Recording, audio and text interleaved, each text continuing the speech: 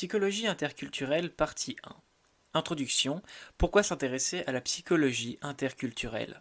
Point 1. Un exemple. Qui dort auprès de qui? Imaginons une famille vivant dans une habitation disposant de 3 chambres à coucher. Cette famille compte 7 personnes, la mère, le père, un fils de 15 ans, un fils de 11 ans, un fils de 8 ans, une fille de 14 ans et une fille de 3 ans. Richard Schweder et ses collaborateurs ont mené plusieurs études interculturelles à propos des arrangements de couchage. Ils ont comparé les arrangements valorisés par les Orias, un groupe ethnique du nord-est de l'Inde, et par des Nord-Américains. Tout d'abord, seuls certains types d'arrangements ont réellement été choisis par les personnes interrogées. La grande majorité des répondants optent pour une répartition en 2, 2, 3. 2 personnes chacune des 2 premières chambres et 3 personnes dans la dernière.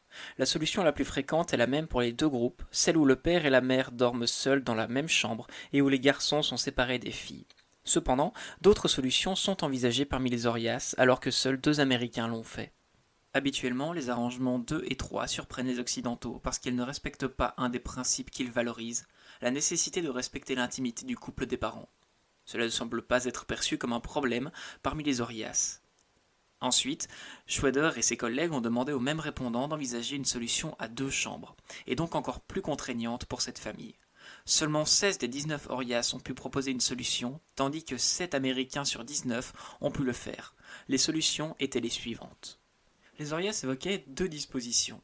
Soit dans une première chambre le papa avec le garçon de 15 ans, le garçon de 11 ans et le garçon de 8 ans, soit dans une autre chambre la mère avec la fille de 14 ans et la fille de 3 ans, ou alors le garçon de 15 ans et le garçon de 11 ans, et dans une troisième chambre, la maman avec la fille de 14 ans, la fille de 3 ans et le garçon de 8 ans.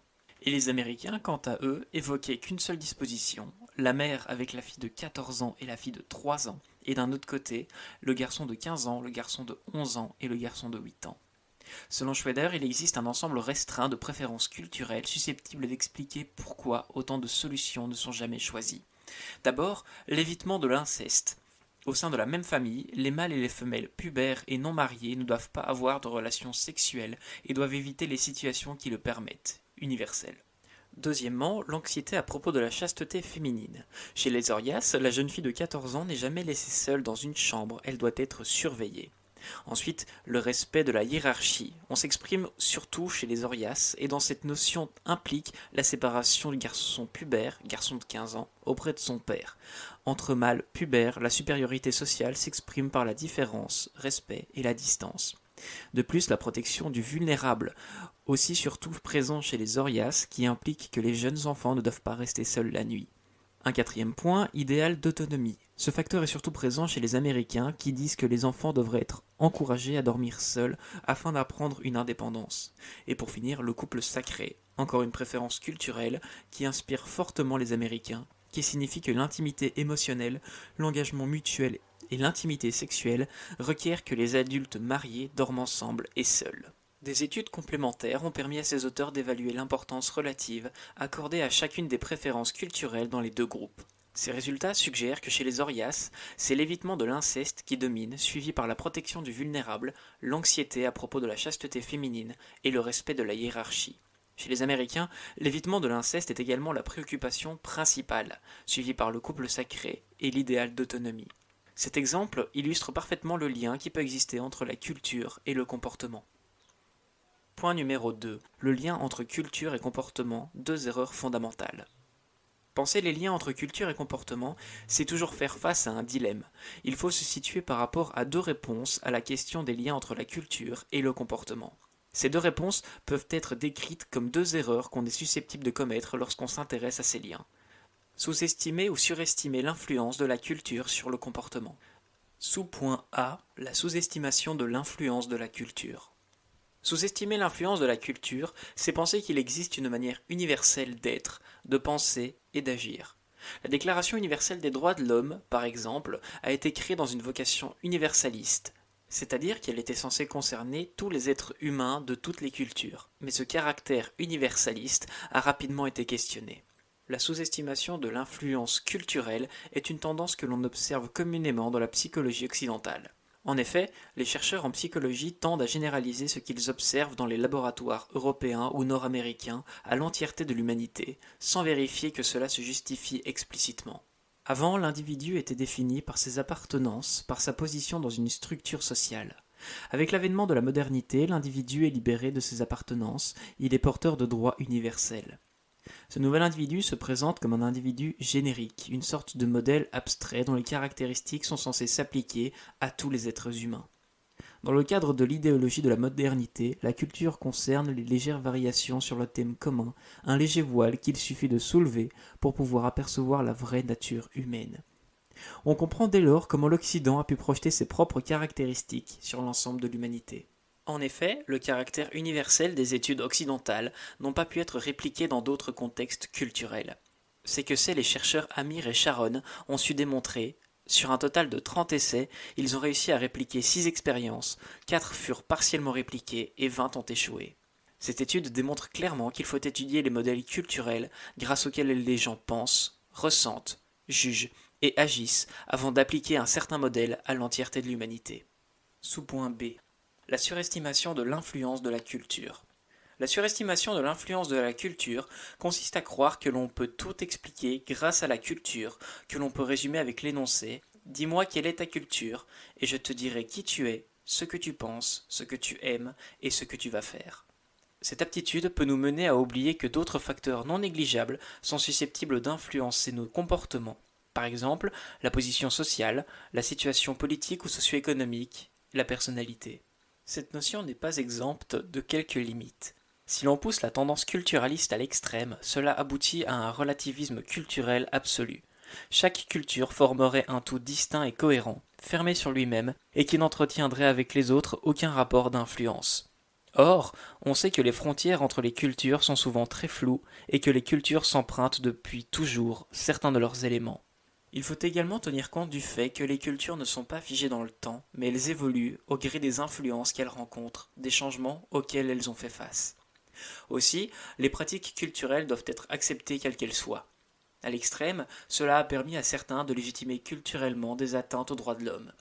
Par exemple, lorsqu'un journaliste belge interrogeait le maréchal Mobutu au sujet de la pendaison publique, celui-ci répondit « Nous ne sommes pas des Européens, nous ne sommes pas des Occidentaux, nous sommes des Bantous. » Point numéro 3. L'importance d'une réflexion sur les liens entre culture et comportement. L'étude des liens entre culture et comportement pose la question de l'importance que l'on accorde à la variable culturelle pour décrire et expliquer les comportements. Deux phénomènes sociaux illustrent bien cette tendance différentialiste appliquée à la question culturelle, l'ethnicisation des rapports sociaux et la radicalisation de la notion de culture. Sous-point A. L'ethnicisation des rapports sociaux. Cette conception signifie qu'on utilise de plus en plus souvent une grille de culture ethnique culturaliste pour comprendre certains phénomènes sociaux. Par exemple, avant, les rapports conflictuels étaient entre groupes de classes sociales, mais sont vus maintenant comme des rapports conflictuels entre groupes d'ethnie. Autrement dit, on donne une explication ethnique aux problèmes sociaux, c'est-à-dire on utilise le critère d'ethnie pour décoder des interactions sociales. Par exemple, si un ou une professeur explique des difficultés scolaires d'un enfant par son appartenance à une autre culture. Ce biais est assez dangereux car on aurait tendance à surestimer les facteurs ethniques et sous-estimer les facteurs sociaux pour expliquer les interactions sociales. Sous-point B. La radicalisation de la notion de culture. C'est un phénomène lié à un glissement de sens du mot culture. Dans certains discours du sens commun, on va décrire les cultures humaines comme étant distinctes les unes des autres, c'est blanc, noir, alors qu'elles ne le sont pas, il y aurait une superposition des cultures. Homogènes, toutes les personnes qui grandissent dans un type de culture auront les mêmes valeurs, les mêmes comportements, mais le groupe de culture des autres n'est pas plus homogène que notre culture. Déterministes, il existerait un lien de causalité entre culture et individu. Ils sont déterminés par leur appartenance culturelle, mais la culture est le produit des interactions des gens, ce n'est pas dans un sens. Stable, qui ne bouge pas, qui se transmet à l'identique de génération en génération, mais à chaque génération la culture est réadaptée, réinterprétée par cette génération. La définition de l'essence d'une personne. Si on connaît la culture de quelqu'un, on connaît son essence, c'est quelque chose qui définit le noyau central de la personne. Selon Taguieff, à partir de la fin de la Seconde Guerre mondiale, suite aux crimes racistes commis par les nazis, petit à petit, le mot culture s'est substitué dans les discours au mot race. Or, ces deux concepts sont différents. Le concept de race, qui a d'abord énormément été attribué aux êtres humains, appartient à un registre de discours qui est ancré dans la biologie. En revanche, la culture s'oppose à la nature, donc à la biologie. Taguieff met aussi en évidence que le passage de la race à la culture servirait comme base de préjugés. On va juger des catégories entières de personnes sur base du culturel. Pour illustrer ce glissement du mot culture vers le mot race, voici un exemple tiré d'un forum de discussion à propos du vote aux élections communales pour étrangers non européens. On reste toujours sous l'influence de sa culture d'origine et on continue à en partager les idées, ou au moins à les accueillir avec bienveillance, pendant des générations.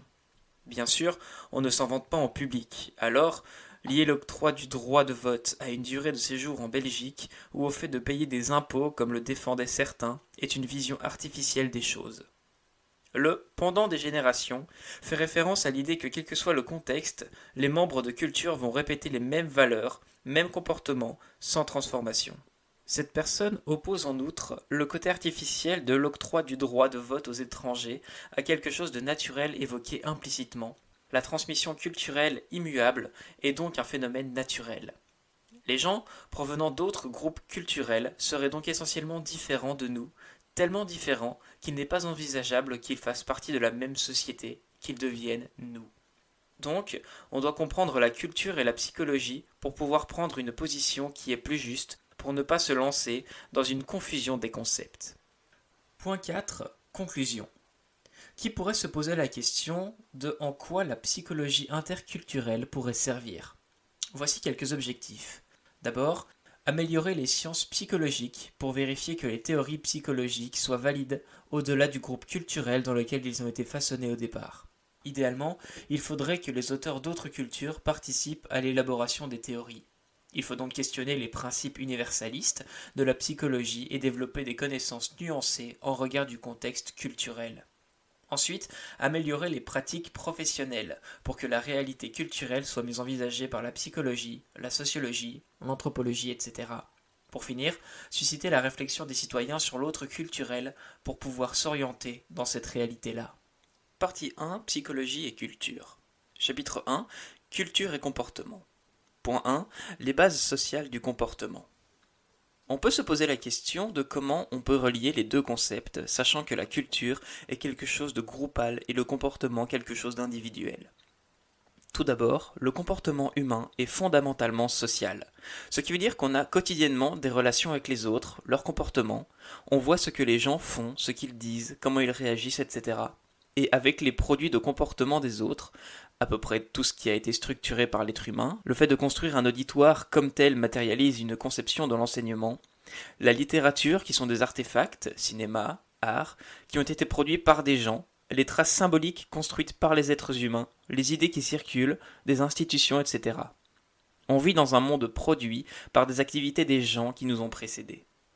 La culture a été définie par Segal et ses collègues comme des stimuli sociaux qui sont le produit de comportements d'autres personnes. Les stimuli sociaux font référence à tout ce qui stimule nos sens et qui viennent d'activités d'autres personnes. Cette définition de la culture prend en compte l'environnement dans lequel on vit, qui est structuré par ces cultures, et rejoint la définition de culture proposée par Herkovitz, qui la définit comme étant la partie de l'environnement faite par l'homme. À l'exception de la nature, tout le reste est la culture. Les objets matériels, les idées, les institutions font toute partie de la culture.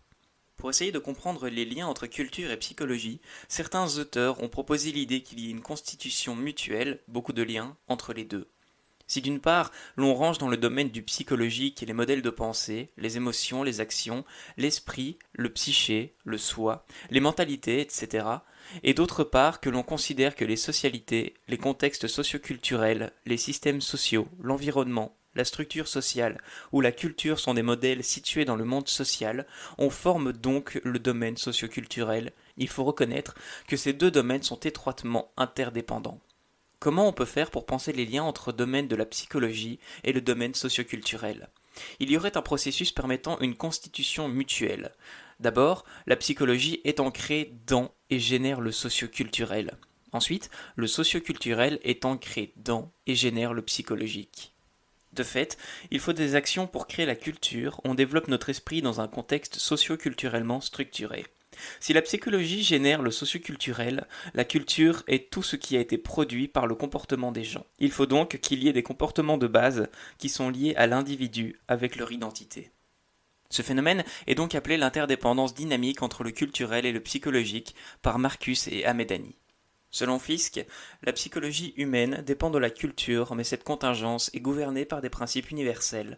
C'est une manière de combiner l'universalisme et le relativisme culturel.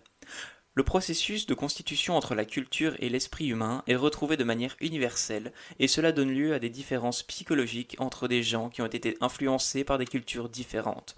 Aussi, l'esprit humain aurait évolué pour opérer dans des modes sociaux structurés par la culture. Pour pouvoir vivre en harmonie dans son environnement, les êtres humains doivent adopter des pratiques culturelles dans lesquelles ils grandissent. Ainsi, les nouveau-nés possèdent des capacités qui leur permettent de s'insérer dans le monde social. S'ils veulent grandir et communiquer, ils doivent s'emparer de modes de communication et des modes de vie qui sont centrales dans le contexte dans lequel ils grandissent. Ces capacités universelles peuvent être réalisées en utilisant des modèles culturels spécifiques qui médiatisent l'interaction sociale. Afin de s'insérer dans des relations sociales harmonieuses, les gens se réfèrent à des modèles culturels pour pouvoir communiquer avec leur environnement, ce qui finit par influencer leur propre psychologie. Un exemple typique est le langage. Si, dès petit, on est exposé à une langue, on l'apprendra et on rendra l'apprentissage d'autres langues plus difficiles. Un autre exemple est le fait de savoir comment se comporter avec un supérieur hiérarchique, etc. Tout ça pour but d'en fait favoriser notre survie. On peut donc penser le psychisme pas comme un ensemble séparé et autonome de processus, mais il existe et fonctionne en conjonction avec la culture. L'ancrage socioculturel du psychologique a été conceptualisé notamment à travers le modèle éco-culturel. Point 2. Le modèle éco-culturel. Une manière de mettre ensemble le domaine socio-culturel et la variable psychologique a été proposée par le modèle éco-culturel. Le modèle éco-culturel part de l'opposition entre le relativisme et l'universalisme. Selon le relativisme culturel, les cultures sont des systèmes cohérents et incomparables, rien de comparatif. Le problème avec cette démarche, c'est qu'on n'établira jamais de théorie générale. L'autre proposition est la position universaliste déterministe. On recherche des universaux psychologiques au-delà des différences culturelles. Selon cette dernière conception, il y aurait un biais d'ethnocentrisme fort probable. On projetterait notre psychologie sur l'ensemble de l'humanité. La manière de reprendre tout cela est l'universalisme culturel qui concerne la constitution mutuelle et l'interdépendance dynamique de la culture et du psychisme. On va voir ce qui est universel et voir si cela est nuancé avec des contextes culturels. Ce modèle met en relation des caractéristiques psychologiques avec des facteurs d'arrière-plan, des contextes écologiques et sociopolitiques, à travers un ensemble de processus situés au niveau du groupe et au niveau de l'individu. Certains processus, les adaptations biologiques et culturelles, se situent au niveau de la population, alors que d'autres, influence écologique, transmission génétique, transmission culturelle et acculturation, établissent le lien entre les variables situées au niveau de la population et les variables situées au niveau de l'individuel, caractéristiques psychologiques, caractéristiques observables et caractéristiques inférées. Aussi, le comportement des gens va avoir une influence sur le contexte écologique et sociopolitique. En effet, les êtres humains sont considérés comme des participants actifs des contextes sociaux et environnementaux dans lesquels ils vivent, plutôt que des réceptacles passifs d'influences externes. Nous retrouvons là le principe d'interdépendance dynamique. Point A. Les contextes écologiques. Les contextes écologiques sont les milieux dans lesquels les êtres humains interagissent avec un environnement physique donné. Cela comprend des facteurs climatiques et divers facteurs naturels, l'approvisionnement en eau, la qualité des sols, la température, etc. Ces facteurs ont un impact direct sur la quantité et la qualité de la nourriture disponible sur le territoire, ainsi que sur les méthodes de production de nourriture envisageables. Par exemple, il n'est possible de se nourrir à partir des animaux d'élevage que si l'environnement le permet. On peut envisager l'adaptation au niveau polygénétique et au niveau ontogénétique. Le niveau polygénétique concerne l'histoire de l'espèce, la manière dont, à travers les siècles et les générations successives, les groupes humains se sont adaptés à leur milieu. Par exemple, la couleur de peau que l'on observe aujourd'hui peut être mise en rapport avec le niveau d'ensoleillement des territoires sur lesquels vivaient les ancêtres des humains actuels. Le niveau ontogénétique concerne tous les processus adaptatifs qui sont au niveau de l'histoire de chaque individu. Ces deux niveaux d'adaptation seraient responsables, au moins en partie, de la diversité biologique et culturelle de l'humanité. Un exemple de recherche qui met en lien les processus d'adaptation à l'écosystème particulier et des caractéristiques plus psychologiques et culturelles, c'est les travaux de Barry, Child et Bacon. qui se sont intéressés aux différents degrés d'accumulation de la nourriture dans divers groupes humains. Leurs données ont été récoltées dans des sociétés qui vivent de la chasse et de la cueillette, les chasseurs-cueilleurs, qui sont des groupes assez restreints, nomades, et qui stockent très peu de nourriture, et dans des sociétés qui vivent de l'agriculture et de la nourriture à grande échelle, qui sont sédentaires. Ils se sont aussi intéressés aux différents rôles de genre présents dans les deux types de sociétés, et ils observent que les rôles de genre sont moins différents dans les sociétés de chasseurs-cueilleurs que dans les autres.